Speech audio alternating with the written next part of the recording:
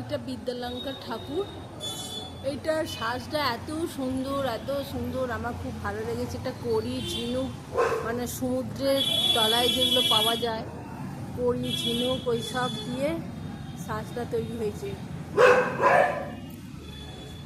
খুব সুন্দর, আমি একটু বড় করে দেখালাম।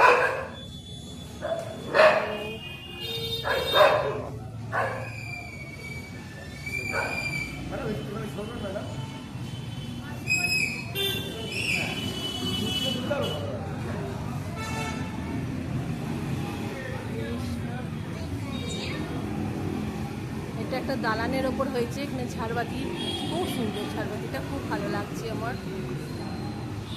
এখানে পাশ থেকে রাস্তা, চন্দননগর স্টেশন রোড, এই যে রাস্তা,